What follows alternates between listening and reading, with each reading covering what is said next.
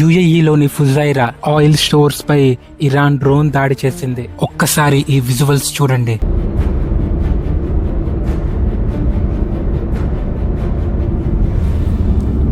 Iran దాడి కేవలం oil నిల్వల మీద మాత్రమే కాదు, ఎయిర్పోర్ట్స్ మీద, దుబాయ్ లోని 5 స్టార్ హోటల్స్ మిసైల్స్ తో దాడి చేసింది. దీనివల్ల ప్రపంచ వ్యాప్తంగా పెట్రోల్ రేట్లు అందనంత స్థాయిలో పెరుగుతుంది. అంతేకాదు స్ట్రెయిట్ ఆఫ్ హార్మోజ్ ని బ్లాక్ చేసింది. ఇది ప్రపంచానికి ఎంత ఇంపార్టెంట్ అంటే ప్రతి 100 లీటర్ల ఆయిల్ లో 20 లీటర్ల ఆయిల్ ఈ దారి నుండే వెళ్తాయి. ఇప్పుడు ఇదే దారిని ఇరాన్ మొత్తం బ్లాక్ చేసింది. ఎవరైనా సరే ఇటువైపుగా ఆయిల్ షిప్స్ తెస్తే మిసైల్స్ తో దాడి చేస్తామని బెదిరిస్తుంది. లిటరల్ గా కనిపిస్తే కాల్చి పారేస్తామంటుంది. నిన్నటి దాకా 100 కొద్ది షిప్స్ వెళ్లే ఈ దారిలో ఇప్పుడు కనీసం 2-3 షిప్స్ కూడా కనిపించడం లేదు. ఇలానే ఇంకొన్ని రోజులు కనుక ఇరాన్ ఈ దారిని బ్లాక్ చేస్తే గ్లోబల్ గా పెట్రోల్ క్రైసిస్ తప్పవు. ఇందులో అతి ముఖ్యంగా ఎక్కువగా నష్టపోయేది మన భారత్, అలానే చైనా. మనం రష్యాతో కదా ఆయిల్స్ కొంటున్నాం. హార్మజ్ ని బ్లాక్ చేస్తే ఇండియాకి ఏంటి నష్టం? ఇప్పుడు ఇండియా ఎవరికి సపోర్ట్ చేస్తుంది? ఒకవేళ యుద్ధమే గనక వస్తే ఇండియా ఎవరి వైపు నిలబడుతుంది? ప్రతి పాయింట్ ని ఈ వీడియోలో మనం డిస్కస్ చేద్దాం.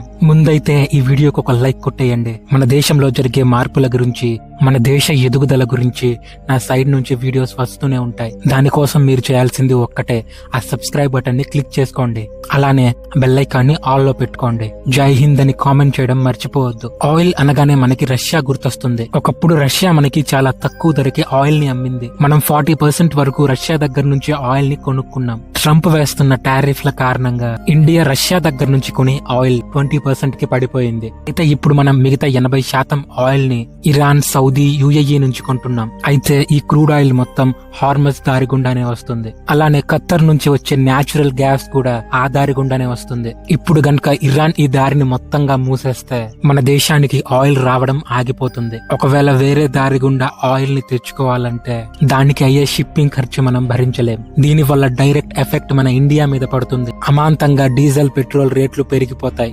ఆయిల్ రేటు పెరిగితే ట్రాన్స్పోర్ట్ రేట్ కూడా పెరుగుతుంది. డైరెక్ట్ గా చెప్పాలంటే ప్రతి దాని మీద మన ఇండియాకి ఎఫెక్ట్ పడుతుంది. ప్రతి మిడిల్ క్లాస్ పర్సన్ జోబులకి కన్నాలు పడబోతుంది. ఇప్పుడు ఎక్కడో జరిగే గొడవకి సెగ మన ఇండియాకి తగులుతుంది. దానికి తోడు 3వ ప్రపంచ యుద్ధం మొదలవుతుంది అని కొన్ని వర్గాలు వాదిస్తున్నాయి. ఎందుకంటే ఇరాన్ అస్సలు దాడుల్ని ఆపడం లేదు. ఇప్పటికే యుఏఈ అమెరికాకి మాకు సంబంధం లేదు బాబోయ్ అని మొత్తుకుంటోంది. ఇరాన్ కూడా దాడులు ఆపినట్టే ఆపి మళ్లీ విపరీతమైన దాడులు చేస్తోంది. ఇప్పటికే దుబాయ్, అబుదాబిపై డ్రోన్స్ అండ్ మిసైల్స్ తో దాడి చేస్తోంది. సో యుద్ధం ఆగాలి అంటే భారత్ ఎంటర్ అవ్వాల్సిందే. ఎందుకంటే ఒక పక్క ఇజ్రాయెల్ అండ్ అమెరికాతో, మరో పక్క ఇరాన్ అండ్ అరబ్ దేశాలతో స్నేహపూర్వకంగా వ్యవహరిస్తున్న దేశం ఇండియా మాత్రమే. అందుకే మోడీ గారు ఢిల్లీలో మీటింగ్ పెట్టి మరి ఒక మాట చెప్పారు. మిసైల్స్ తో, బాంబులతో ప్రాబ్లం సాల్వ్ కాదు, కూర్చుని మాట్లాడుకుంటే ప్రాబ్లం క్లియర్ అవుతుంది. శాంతి అనే పదాన్ని ప్రపంచ దేశాలకు వినిపిస్తున్నారు మోడీ. యుద్ధాలు ఆపాను, నోబెల్ ప్రైజ్ ఇవ్వండి అన్న ట్రంప్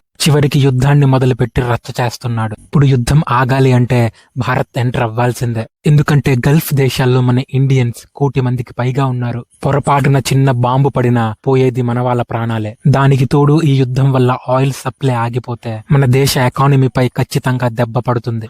అందుకే మన దేశ విదేశాంగ శాఖ రాత్రి పగలు నిద్ర లేకుండా 2 దేశాల లీడర్స్ తో మాట్లాడుతుంది. ఆల్రెడీ బెంజమిన్ నెతన్యాహుతో కూడా మోడీ గారు మాట్లాడారు. ఈ కాల్లో మోడీ గారు మాట్లాడింది ఏంటో తెలుసా? మోడీ గారు నెతన్యాహుతో చెప్పిన మాటలు ఇవే. ఈ గొడవ పెరిగితే అమాయకులైన పౌరుల ప్రాణాలు పోతాయి. ఎంత త్వరగా వీలైతే అంత త్వరగా దాడుల్ని ఆపండి. ఈ మాట నెతన్యాహుకి చెప్పి మరోవైపు ఇరాన్ టెన్షన్ తో వణికిపోతున్న UAE president Sheikh Mohammed bin Zayed Al Nahyan ఈయనకి కాల్ చేసి యుఏఈలో ఉన్న ఇండియన్స్ ని సేఫ్ గా చూసుకుంటున్నందుకు మోడీ గారు థ్యాంక్స్ చెప్పారు. ఇండియా మీకు అండగా ఉంటుంది అని భరోసా ఇచ్చారు. సో మొత్తానికి ఇటు ఇజ్రాయెల్ కి, అటు అరబ్ దేశాలకి కాల్ చేసి ఒకరిని కన్విన్స్ చేశారు, మరొకరికి ధైర్యం చెప్పారు. మోడీ గారు ఇటు నుంచి నరుక్కుంటూ వస్తుంటే అటు నుంచి మన జైశంకర్ గారు తగ్గొట్టుకుంటూ వస్తున్నారు. జైశంకర్ గారు డైరెక్ట్ గా ఇరాన్ విదేశాంగ మంత్రి సయ్యద్ అరబ్ అరగ్బీతో ఫోన్ కాల్ మాట్లాడారు.